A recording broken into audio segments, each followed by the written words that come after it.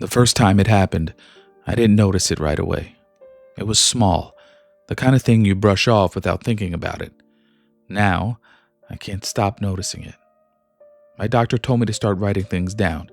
He said if something feels wrong, I should document it while I'm still sure of it.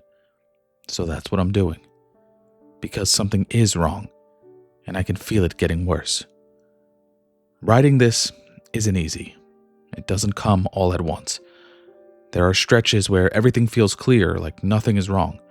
I can sit down and remember things in order, like I'm doing right now. Then it slips again.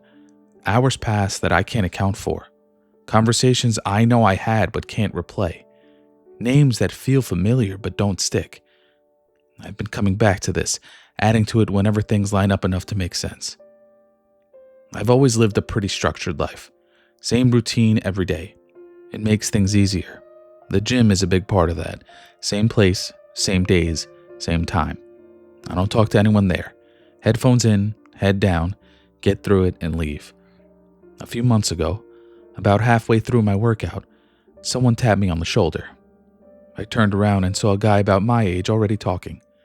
"You're bringing it too high. Keep it at your chest and squeeze at the bottom." Normally, I hate unsolicited gym advice, but he didn't come off like that. He seemed genuine, and he was in great shape, so I tried it. He was right. It felt better immediately. "There you go. That's how it's supposed to feel." "Thanks," I said. He held out his hand. "Marcus." "Brian." "Yeah," he said. For a second, I had this strange feeling that he looked familiar. I couldn't place it, and it went away just as quickly as it came. I told myself I was overthinking it. I finished my workout, grabbed my bag, and headed out. I had just gotten to my car when I heard my name. "Brian!" I turned. Marcus was walking toward me. "Hey," he said. "I usually come around this time too. You mind if I jump in with you next time?" It was a normal question, just phrased a little off. I almost said no. "Yeah, that's fine." "Cool, I'll see you around." The next day, he was there. Same time, waiting. We ended up working out together. Then again the next day, and the day after that. It didn't feel forced. If anything, it was just easy. We'd lift, talk about random stuff, grab food sometimes after. Nothing serious, just normal. There were a few times I noticed he'd showed up before I even got there. Not inside either, outside, near the lot, like he knew exactly when I'd pull in. I asked him about it once. "Just timing," he said. He smiled when he said it. It didn't feel like a joke. After a few weeks, I realized I hadn't really spoken to my best friends Chris and Will. Years of history between the three of us. The kind of friendships that don't need effort. But Marcus lived close, had a flexible schedule, and was always around. Without really noticing it, I started seeing him more than anyone else. The first time something felt off was when I called Chris. We hadn't talked in a couple weeks, which wasn't normal. So I figured I'd check in. "Yo, what's up, man?" "Hey." His tone felt off immediately. Short, distant. "I've been hanging out with this guy Marcus. He just moved here. You should come out this weekend. I'll introduce you." There was a pause. "I'm busy." "Come on. We can go to that bar by the train station. The one where you got so drunk you threw up all over the bathroom mirror." Silence. Then he said, "That wasn't me." I laughed. "Yes, it was." "No, it wasn't." The way he said it made my stomach drop. "Dude, we literally ran out of there because the bathroom attendant was ready to kill you." "I don't know what you're talking about." Another pause. "I gotta go." He hung up. I sat there, staring at my phone. That wasn't some small memory. That was something we joked about for years. "Chris busy?" I flinched. Marcus was standing in my kitchen. I didn't hear him come in. "Yeah, he's busy." Marcus nodded. "What about Will?" "What about him? You could invite him too. You talk about him all the time." "I don't think I do." He smiled. "You do." I didn't.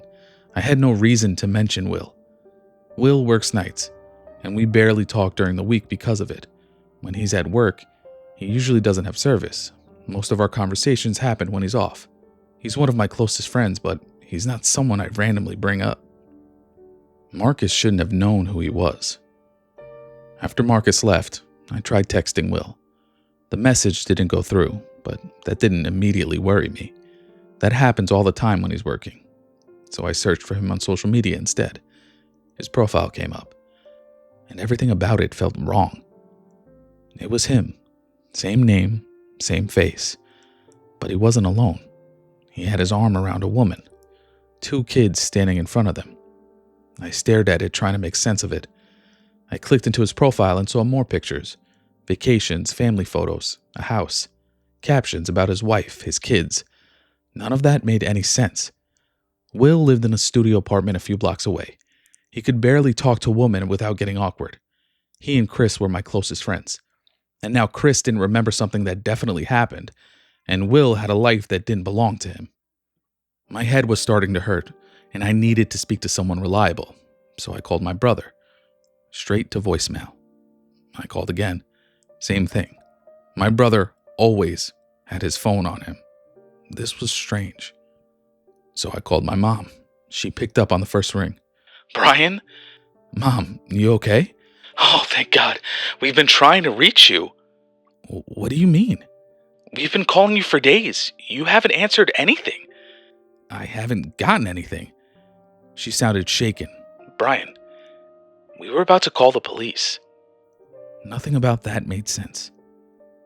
Hey, where's Josh? I've been trying to call him. There was a pause. Mom? Sweetie. Yeah? Josh, your brother. He died 2 years ago. In a car accident. Everything after that felt unreal. I hung up and in a fit of rage spiked the phone to the ground. None of this was right. I ended up in the bathroom splashing water on my face trying to steady myself.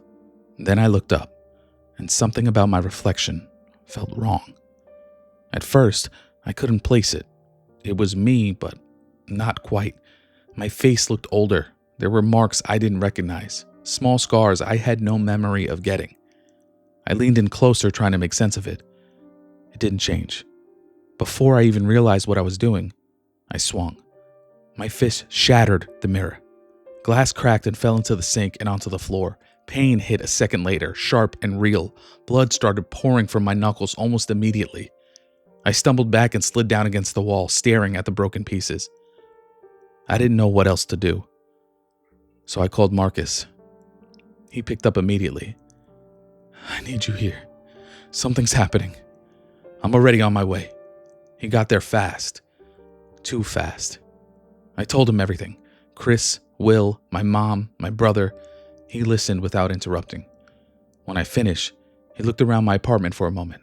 Then he said, "You need something to ground you. Something that will help you remember." What? Write it down. Everywhere. Don't rely on remembering. There was something about the way he said it that made me uneasy. Like he already knew it would work.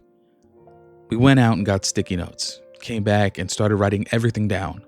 Names, places, conversations, everything from that night. We put them everywhere. Walls, mirrors, tables. Anything I didn't want to question later. I must have fallen asleep. When I woke up, Marcus was gone. The apartment was quiet. I looked to my right, and there was a sticky note on my nightstand. I didn't remember writing it. It read, "None of this is real." My chest tightened. I got up and saw another note on the mirror. Marcus is lying. I felt my stomach drop. I moved slowly out of my room, looking around like I expected to see him, standing there. Another note on the couch. I picked it up. Get out. Get help. Now. I didn't grab anything. I just left. I drove straight to the hospital. I needed someone to tell me what was happening. I needed something to make sense. After hours of tests and waiting, the doctor came back in. "Brian, I'm glad you came. Please, just tell me what's going on. I know this is a lot to process, but you have support." We're going to help you through this." "Through what?" He hesitated. "Brian, you're showing signs of early onset Alzheimer's." Everything around me felt like it collapsed. Nothing made sense anymore. The doctor asked if there was someone he could call. I told him my mom. He handed me a pen, and I just stared at the paper. I couldn't remember her number. He stepped out, and for a moment, it was quiet. Then I heard someone behind me move. "Hey." I turned. Marcus was sitting in the chair, calm, comfortable, like he belonged there. For a second, I just stared at him. Then it hit me. He looked odd, too familiar. He looked like me. Not the way I look now, the way I used to. "How are you here?" I said. He didn't answer right away. He just watched me. I heard what the doctor said. "I'm sorry." I shook my head. No, this started when you showed up." He gave a small nod. "You started writing things down," he said. My stomach dropped. The notes. That helped. Helped who? He didn't answer. I tried to think. Chris, Will, my brother, the details felt thinner, harder to reach. "You're still holding on," Marcus said. My chest tightened. I looked at him. He looked steady, clear, like nothing about him was slipping. Then he said, almost to himself, "I always do at the end." Something in my head shifted. I tried to picture my own face. It didn't feel as clear as his. "What's going to happen to me?" I asked. He looked at me for a long second, and he said quietly, "You will stop feeling the need to remember." I don't remember what happened after that. I don't remember leaving the hospital. I don't remember getting home. But I'm here now. I found this written out. I don't remember writing all of it. Some of it, yes. Not all of it. There are sticky notes all over my apartment. Most of them don't make any sense. Some of the names feel familiar. Some don't. There's one on my mirror. It looks like my handwriting. I don't remember writing it. It says, "Don't trust him." I know who that's about. I do. It's him. Marcus. I can still picture his face, but it's harder than it should be. Like I have to focus just to keep it there. And the second I start thinking about him, it feels like something slips.